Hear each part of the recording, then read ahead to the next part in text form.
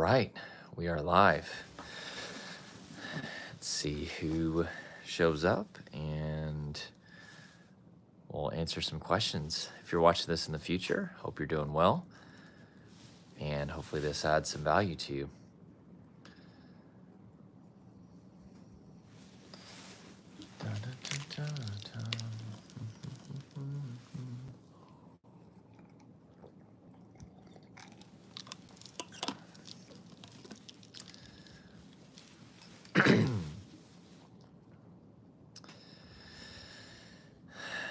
See if anybody joins.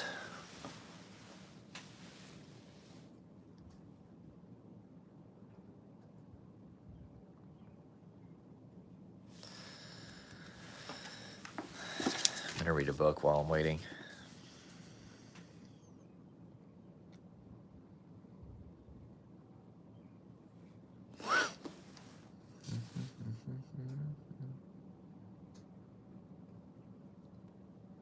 Frozen? Oh, okay, now we're back. All right, there's people here. What's up, Edgy? What's up, Silly? What's up, DJ D1121? What's up, Shane Belter? And hope you guys are doing well. So I've got about 20 minutes here. I'm going to answer a few questions for you guys. And let's start with, what's the relationship between DPDR and schizophrenia? That's a good question. You know, I don't claim to know a lot about schizophrenia for sure. That's kind of its whole unique thing going on. I will tell you that a lot of DPDR sufferers have the fear of schizophrenia, but I've never seen any of my clients suffering with DPDR become schizophrenic, even though that's an extreme fear. I think the reason why there's that fear is because with schizophrenia, sometimes people who are schizophrenic will experience DPDR. And so people may see that and think, okay, well, then that must mean that, you know, DPDR is always from schizophrenia, but that's definitely not true. Absolutely not. But yeah, what I would say is depersonalization, realization are due to a state of traumatic stress in the nervous system, and they are dissociative symptoms designed to separate you from your body and from the material world. Whereas with schizophrenia, there's a whole host of symptoms that have nothing to do with that. And so very, very, very different. And again, I've never personally seen any of my clients become schizophrenic. And so I want to be clear, I like to stay in my lane. I don't claim to know a lot about schizophrenia, so I don't even want to try to go down that road. But they are definitely very different. And just because you're experiencing DPDR definitely doesn't mean that you're going to become schizophrenic at all.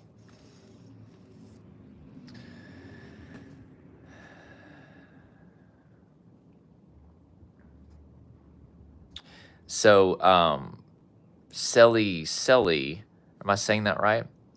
Can you experience heart palpitations when depersonalized? So, you know, first of all, see a doctor for sure, right?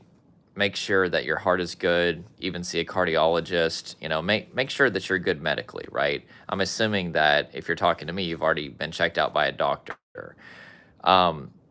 You know, I dealt with significant heart palpitations whenever I was going through anxiety and, you know, all kinds of other symptoms, trauma symptoms as well. You know, heart palpitations are part of fight or flight response, right? Your body is getting prepared to fight or flee from a lion. And so you're going to have an elevation in heart rate and your breathing pace is going to go up. Your thoughts are going to be moving faster. All types of things are going to be happening in your mind and body to better equip you to fight or flee from a lion. So heart palpitations are not really connected to depersonalization, realization. Depersonalization, realization are part of a trauma state. And that's whenever you hit a point of overwhelm. And whenever you hit that point of overwhelm and a trauma state kicks in, you know, there's some trauma symptoms that you'll be experiencing, and there'll be some anxiety symptoms or fight or flight symptoms that you'll be experiencing. That's at least the first state of trauma. But in the deepest state of trauma, anxiety symptoms shut off. There's actually no fight or flight symptoms at all. Um, and so anyway, heart palpitations are not really connected to depersonalization. They're technically hot symptoms, so fight or flight symptoms. Trauma symptoms, which includes depersonalization, realization, they're known as cold symptoms. That's your body preparing for shutdown, just in case you're being eaten by a lion. Let's see here. Tara says, why is DPDR so poorly recognized by professionals? There's a lot of reasons for that. I'll just name a few off the top of my head. The symptoms are really impossible to understand outside of metaphoric language.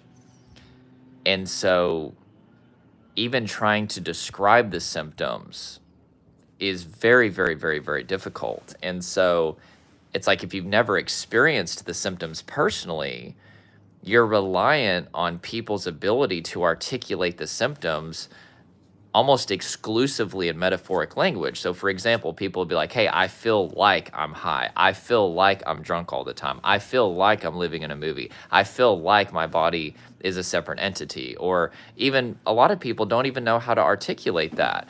And so, let's say that somebody goes to a therapist, and let's say that the therapist has never experienced the symptoms before. Well, they're completely reliant on that person's ability to articulate the symptoms for them to even know, what to look up and find, probably in the DSM-5. And so if people are like, I just don't feel good, or I feel weird, or I just feel, I feel awkward, right? Like with depersonalization realization, it's not as straightforward as a lot of other symptoms, right? Like let's say heart palpitations. Somebody was asking about that. It's like my heart is pounding out of my chest, right? Like you don't need metaphors for that. I'm having racing thoughts or intrusive thoughts or anxious thoughts. You don't need a metaphor for that, right? My body is shaking and trembling, right? Or, hey, I can't remember anything, right? Whenever you've got certain symptoms that are very easy to articulate, it's a lot more straightforward as far as helping people with them. But with depersonalization realization, it's so difficult to describe the symptoms that a lot of people don't get help simply because they can't ever articulate what they're experiencing. So, like, I can't tell you how many people that I've spoken with in my personal life, like friends, and I explained depersonalization and realization using very common metaphors, and they were like, dude, I've experienced that for years, right? I had one friend, he's like, yeah, at night sometimes I'll experience that feeling where I feel out of body or everything feels dreamlike. He's like, I just never knew what to call it. So I wonder how many people struggle with depersonalization and realization that literally just can't explain it. And so they don't even know what to Google. They don't know what to type in. They don't know what to tell a licensed mental professional or a doctor or anything like that.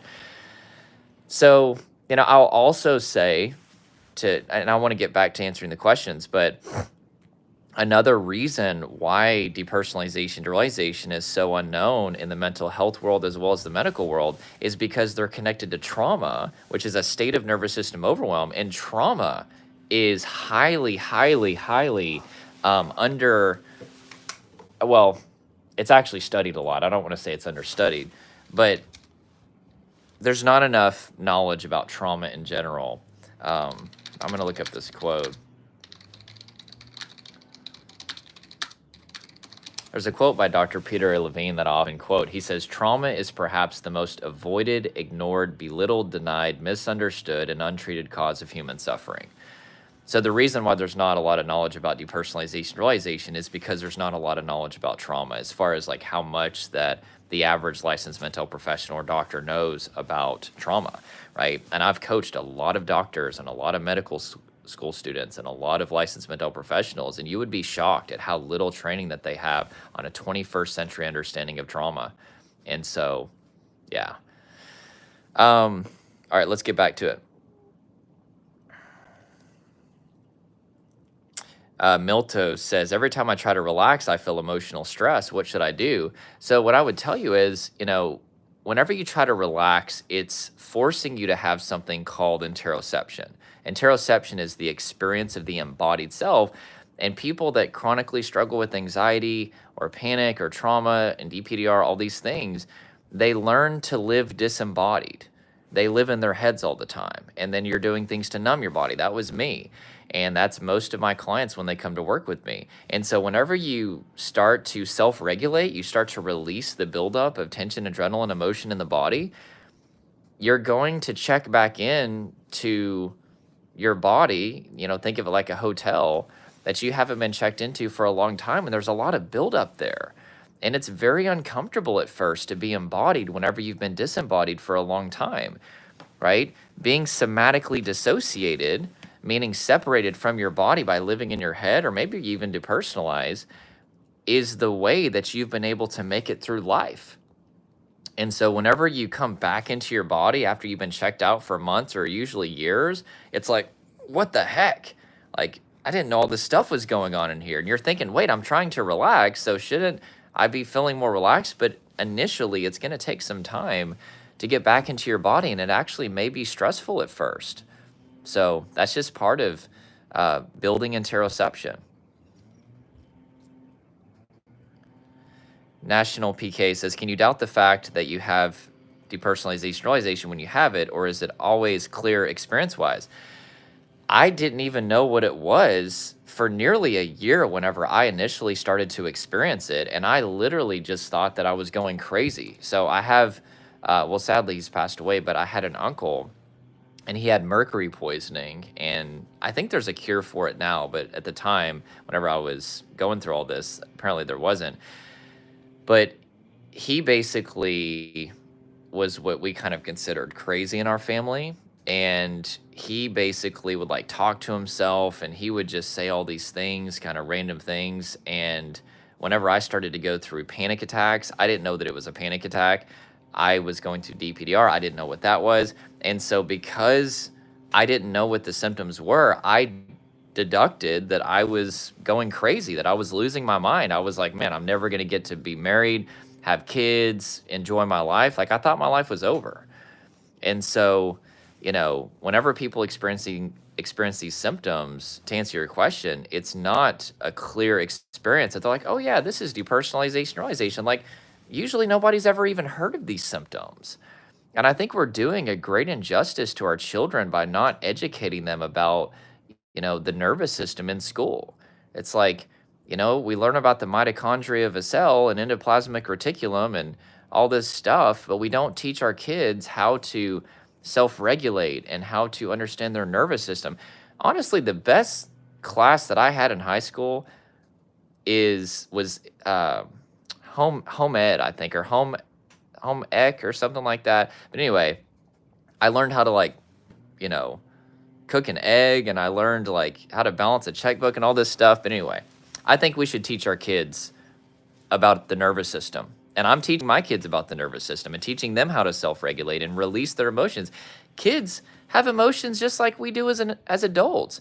And usually suppression of emotion begins in childhood. They're usually, well, not usually, but sometimes they're mirroring a caregiver who's suppressing their emotions, right? Because kids are like sponges. And so if their caregiver never releases their emotions in a safe way, or maybe the caregiver, so dad, mom, grandpa, whoever, teaches their kids to suppress their emotions, especially, between the ages of 0 and 12, the neurological template is being laid.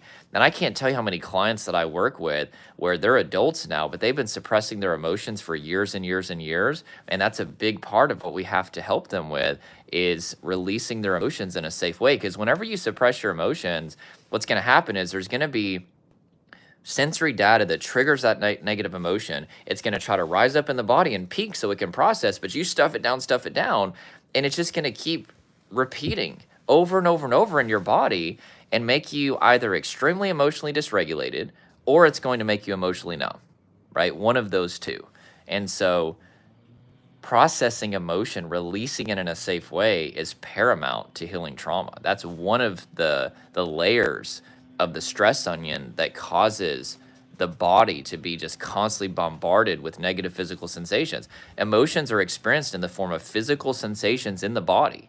And so do not suppress your emotions, right? And especially as men, we're taught like, oh, it's weak. I was listening to Dana White. I love Dana White, president of the UFC, but he was essentially telling men that it's feminine to release your emotions. And I was like, bro, are you kidding me? Like that's just so bad. It's not true. So anyway, how do you cope with the fear of releasing emotions?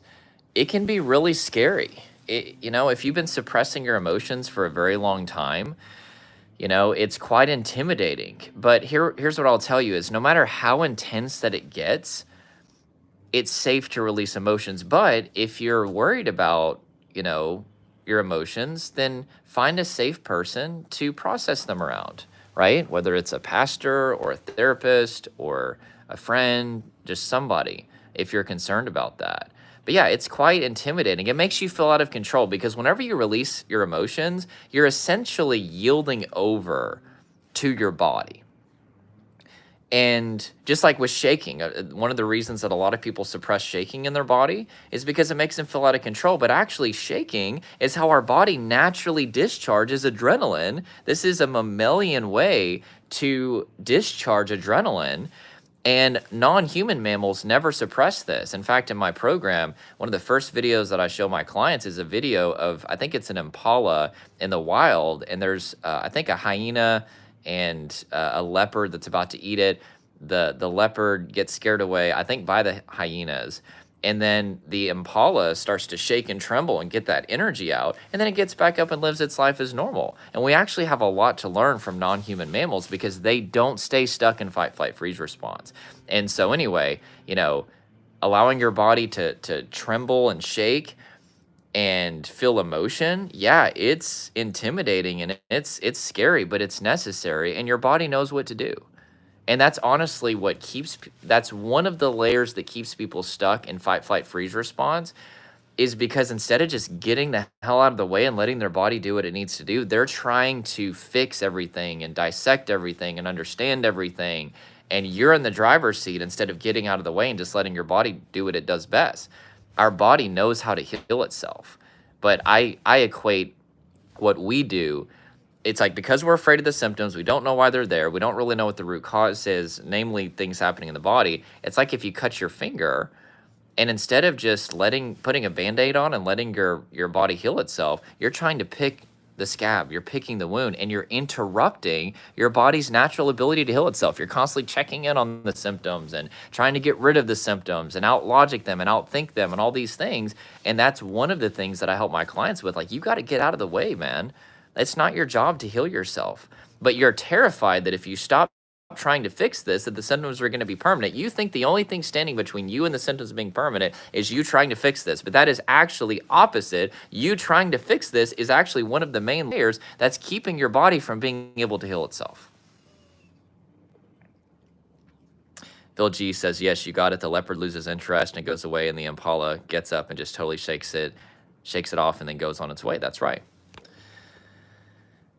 Yentl says, after 7 years, it got worse. Is this normal? Used to be able to distract myself. Now, head feels empty, and I'm convinced I'm going psychotic, almost unable to distract myself too. That's exactly what I tell people. Listen, like this distraction stuff, it sometimes yields very powerful, very potent temporary results. And people don't care why they're getting results. They're just so happy that they got the results that they're like, hey, I'm feeling better. The symptoms, let's say DPDR goes away or panic attacks go away or this thing. They're like, hey, this cured me. I'm good. But it didn't actually cure you.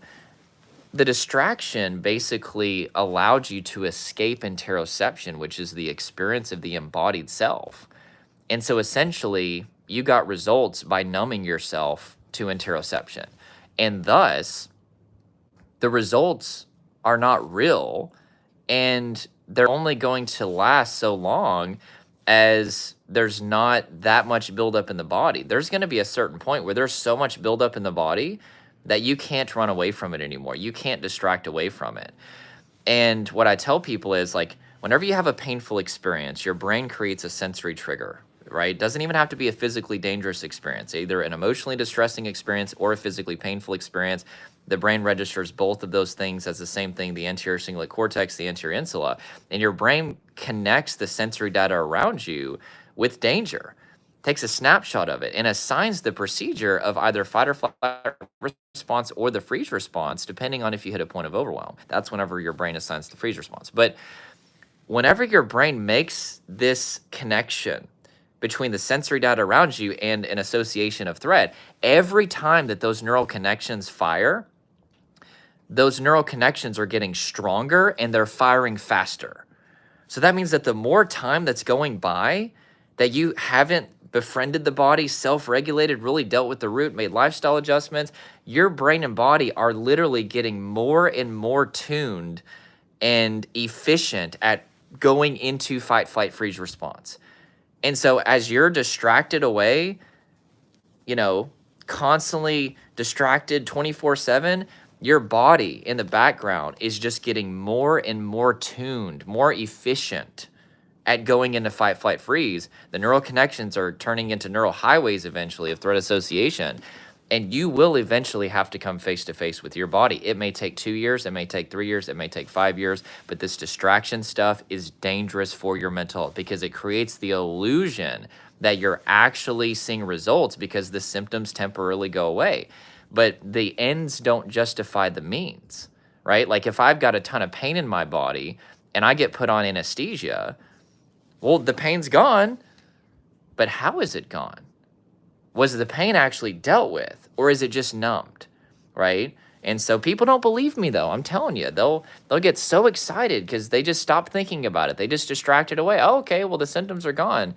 But if you never got in your body, became interoceptive, learned how to self-regulate, your results will not last. I bet you my life on that. I've seen it for the last 6 years, but I can't convince people of that. They've got to experience it, unfortunately. And listen, I'm not upset that people are seeing results, that they're feeling better. That's great. But if it's not going to last, I love you too much to lie to you and tell you that that's going to be sustained with this distraction stuff. It's not enough. Does derealization trigger existential thoughts? Yeah, absolutely. So a lot of my clients experience a lot of existential obsession and rumination. It's not always triggered by depersonalization and realization, but it's very common because depersonalization and realization are very existential in nature. You feel detached from your body. You feel detached from the material world. Everybody looks like robots sometimes. You look in the mirror and you see a stranger. I mean, they're very existential in nature.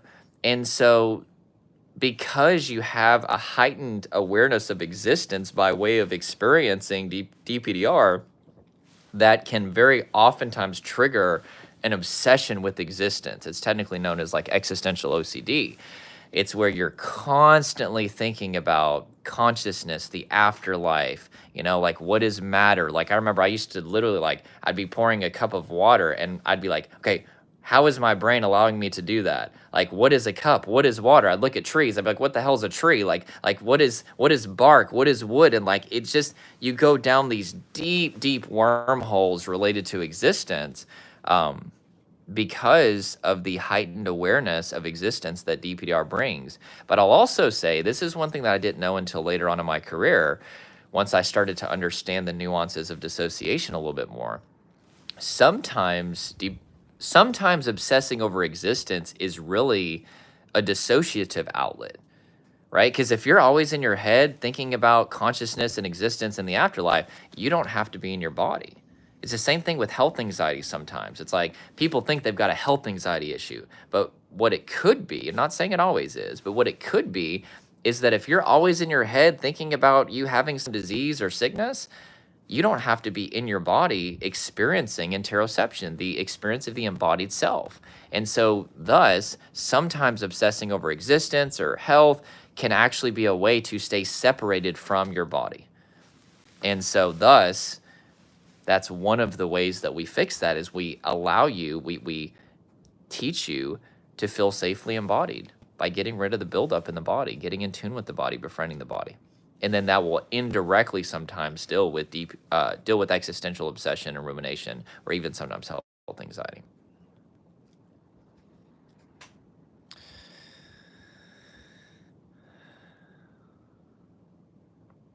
Brandon says, did you have any weird thoughts like thinking life was made up and almost like in shock or disbelief life is real? Absolutely, I experienced that. Yeah. And that's kind of within the parameters of like existential obsession and rumination, is you kind of become aware that you're a human being and you're existing, and you may even kind of have this sense of like superiority, like existential superiority. I hear this from my clients all the time. Like, I have this awareness that we're floating around on this ball in the middle of outer space, and everybody else are just paying their bills and they're just living their life. Like, how could you not think about this? That we're a human being and we have a brain and we think and all this stuff.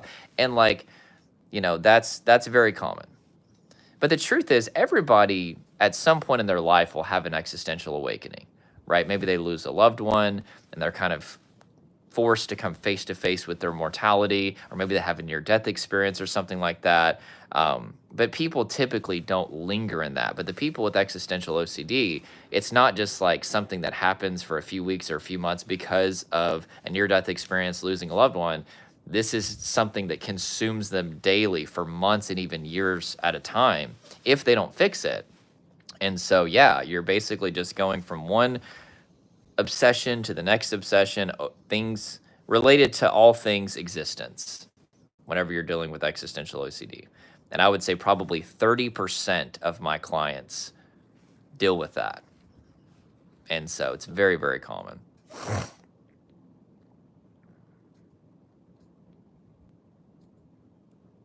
Shane says, this experience will humble you. I was messed up for a year, like 50% functional. Absolutely. And, that's one thing that I will say is, after you go through trauma, severe anxiety and panic, especially like even if you don't get over it yet, but especially once you get over it, you really do walk away with a lot of compassion for people. My clients are some of the most incredible people ever. Like, that's like my favorite part of my job, is just getting to work with. I mean, I have literally some of the most, like, the best clients in the world. And I think a lot of it is because they've just been through so much that there's just not a judgmental bone in their body, and they're so kind. Like, even going through all these things, they still find a way to be so kind. And yeah, trauma, and especially trauma, but also anxiety, it will put a lot of things into perspective. And also, I've got this tattoo. It's a semicolon, and that was kind of, I did that because, a semicolon kind of represents, the author could have stopped, but he kept going, right? He could have stopped the sentence, but he kept going. And whenever you've wanted to quit and give up in life, throw away all your dreams and goals, and you just feel like hell, and then you keep going, and then especially if you overcome it, like, you just have so much grace for other people, and you also appreciate life a lot more. That's what I tell people. Like, I spent so many years in symptoms, but I literally enjoy my life so much that it's almost like all the bad stuff didn't happen, right? And I wouldn't change it for anything. I really wouldn't change it for anything. As much hell as I went through, I'm so, I appreciate my life so much, being able to be present and embodied, and just the ecstasy of being alive. Like, I look forward to my life every single day. Like, I actually don't like to go to sleep, because I'm like, I just want to wake up and just live my life. It's awesome. Yet I spent a majority of my life not liking my life, and I was miserable and either anxious or traumatized, and then spent years being depersonalized to realize. Did you ever do drugs? What kind? What did you experience? So I never did any like hard drugs or anything, but probably most of you are aware, I had a really bad marijuana experience in 2008 after I graduated high school, and that panic attack paired with all the stress that was in my body because I was severely bullied. Parents went through a messy divorce, never dealt with that. Fell behind in school, failed the 8th grade, didn't think I was smart, didn't have any idea where my life was going, and just 10,000 other things led to me experiencing depersonalization, realization, as well as time felt distorted, memory felt off, all kinds of other trauma symptoms for the first time. And so, yeah, marijuana is something that most people either love it or hate it, right? There's like one camp of people, it's like, oh, it's bad for everybody, and then there seems to be people that it's like it's good for everybody. But the truth is, and I don't want to get into this subject too much, but like if we're talking medical usage, totally understand. But like recreational usage, like you got to be really careful because it's not for everybody. Like I have worked with thousands of people over the last 6 years, almost all who came to me because they were in a trauma state. I literally would say 30%, maybe 40% of them, their trauma state was induced by marijuana. I mean, so they smoked too much too quickly, or maybe they got more of an upper strain than a downer strain. THC in lower doses actually calms anxiety, but THC in higher doses actually exacerbates anxiety. And so usually what happens is people that don't smoke that much will smoke a lot. That's what happened with me. I smoked way too much too quickly with my friends, and it led to, I felt deja vu because this guy at this party I was at, he went, "Are you okay?" I was sitting there like super high on the couch, and he's like, "Are you okay?" And that freaked me out. I felt like it had already happened before. So I jump up off the couch, my heart's pounding, and because I was high, the high didn't go away. My heart was still pounding, and I paced back and forth. I called out to my friends, "Call an ambulance, like I'm gonna freaking die." They didn't want to call an ambulance because they didn't want to get caught with the weed. And so I felt trapped and I felt overwhelmed. And whenever you hit a point of overwhelm, that's what triggers a trauma state. That's what triggers the most ancient autonomic defense mechanism, which is designed to prepare you for death, basically, by lying. And I started to feel like I was out of body. I felt like I was like watching myself on a video camera, kind of hovering or kind of walking back and forth. And then all of a sudden, my friends felt like they were a movie. I felt like time stopped. Everything got very cold and very distant and very disconnected because of that experience. And then the symptoms continued, right? I woke up actually at about like, I remember I kept waking up over and over again, and I was like, okay, is it still there? And it was still there. And I just kept going back to sleep. And I woke up eventually, and the symptoms were gone. And I was like, oh, thank God it was connected to the weed. But then a couple days later, I actually was watching TV and I felt the symptoms come back. And I remember the same thing. I jolted up. I was at my mom's house. I started pacing back and forth. And it was like that night with the bad marijuana experiences being repeated again. And I didn't know what was happening. And I remember I couldn't mow the grass without having a panic. I know now a panic attack. I didn't know at the time. I couldn't watch TV. I couldn't do anything without going into severe DPDR or panic attack. And the first time this lasted about a year. And then I finally found acceptance techniques that helped me kind of get rid of it temporarily. I still would experience DPDR every now and then, but there were no panic attacks and I thought I was okay. But because I never dealt with what was happening in the body, years later, it all came back. And there was no acceptance techniques that worked. I tried distraction. That didn't work because there was too much buildup in my body. I spent so many years living in my head and I never was in my body. And so I had to deal with that for me to really get recovered in the long term.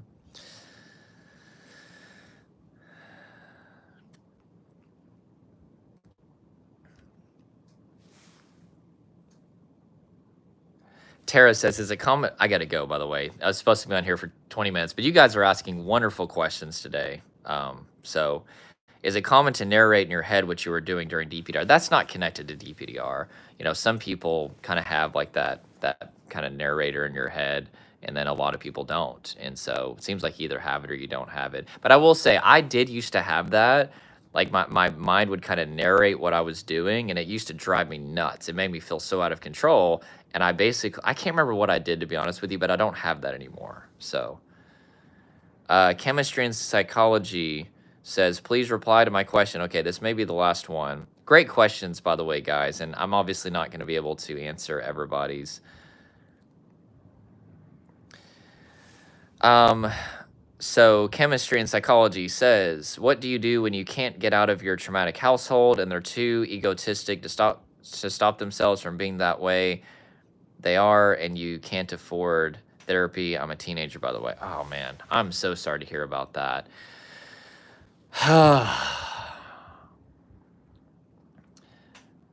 I would say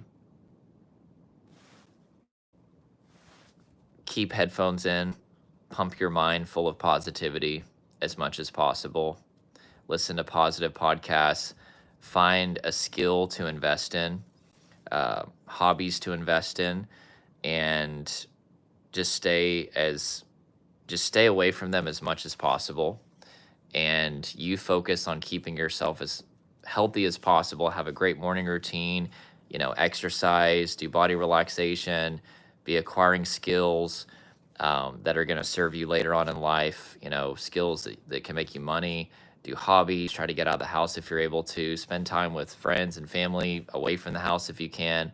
But again, just keep the headphones in and just pump yourself full of positivity. Podcast, read books, all that stuff, and just try to stay away from them as much as possible. And, I would just be planning for what you're going to do once you're 18 and you can get out, and it's kind of like, think about like getting out of prison, right? Like one thing that helps inmates get through that process is they're like, okay, I've got X amount of days until I can finally get out. Just set that date. Okay, I've got X amount of days that I'm going to be dealing with this, and then it's over and I can move on with my life, is what I would say.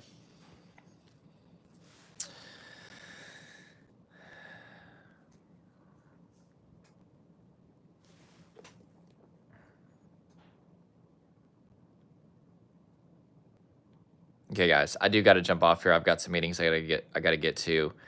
Um, I knew whenever I said 20 minutes that it was going to be way longer than 20 minutes, but that's okay. Yeah, so going back to, you asked like drugs or whatever, like what drugs, like marijuana was pretty much it. I think I took an Adderall one time whenever I was like in junior high or something like that. Yeah.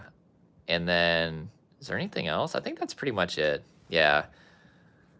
I grew up in you know, the belt buckle of the Bible Belt. And so I think I was so wired that drugs are going to send you straight to hell. And, which isn't true. Drug usage is a sign of a good person, usually, that's in a bad situation, has a lot of pain, and they're just trying to feel better. It was so insane how much that I was trained to judge people who did drugs growing up. And drugs are a way to get back to balance. It has nothing to do with people's character, right? They don't know how to self-regulate. They usually don't have enough social connection and co-regulation. And we're wired for homeostasis, and so they use the drugs to get back to balance. It has nothing to do with them being broken or weak or anything like that. So we've got to shift the conversation to, what happened to you instead of what's wrong with you, right?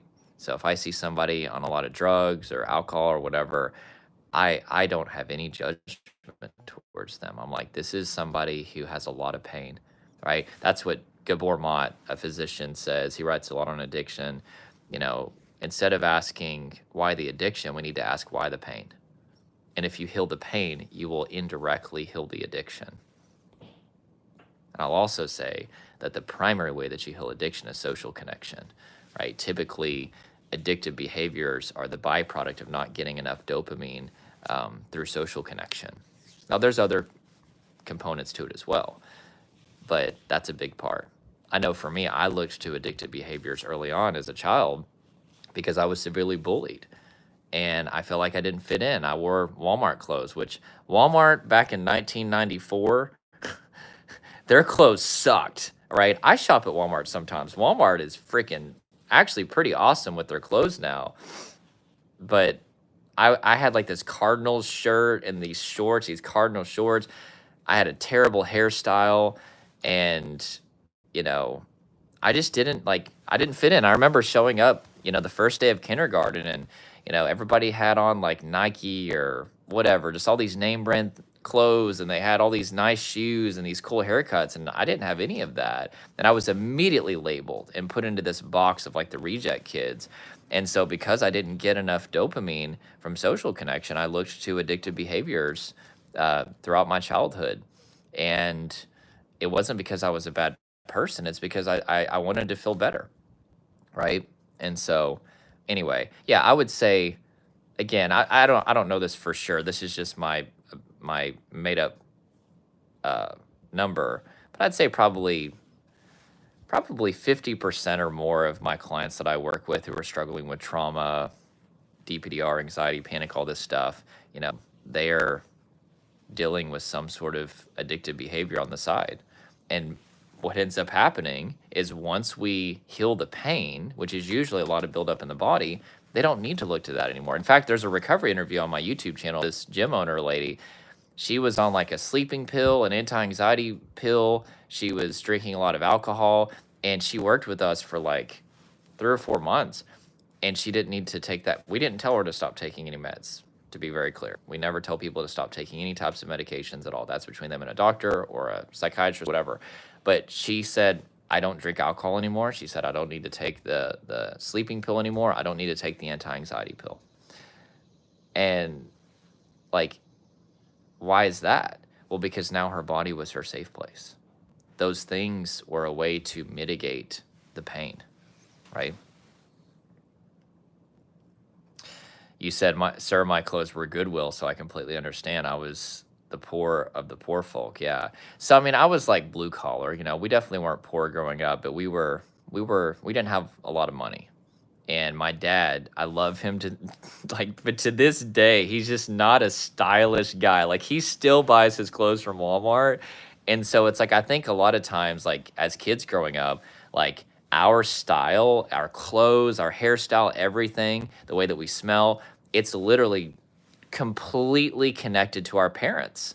And so it's like, I tell my girls, I'm like, hey, like, if you see a kid that smells bad or whatever, like, or just nobody wants to hang out with them, I want you to go hang out with them, because that has nothing to do with them. It has everything to do with their parents, right?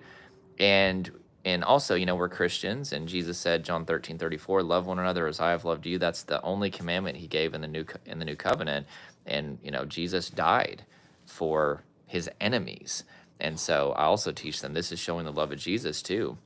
I'm not saying those people are enemies, but I'm saying, like, that's the standard of love, is that you would die for your enemies. And so we need to love people, the people that the world rejects. We need to love them. And so anyway, if I ever see somebody that's really struggling, I just have so much compassion, because I'm like, man, I bet you a lot of this had nothing to do with them and everything to do with Sometimes people make bad decisions, but more often than not, a lot of people, the reason why they're in such a terrible state, even in their adulthood, is because they had a really, really crappy childhood that had nothing to do with them. And the neurological template was laid that made them anxious or depressed or traumatized or dissociated or addicted. And then those patterns continued into their adulthood, and they just never have been able to rewire it. So anyway, that's just my opinion.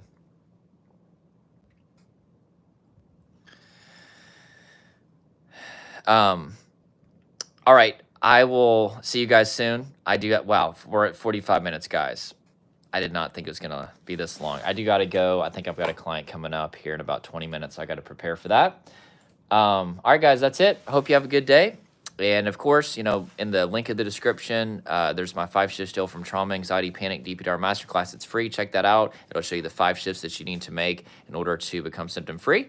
And I hope you guys have an awesome day. Smash the thumb if this helped you, so it'll help trigger in the YouTube algorithm to promote it. And you guys have a good day. Thanks for asking great questions as well. Very good.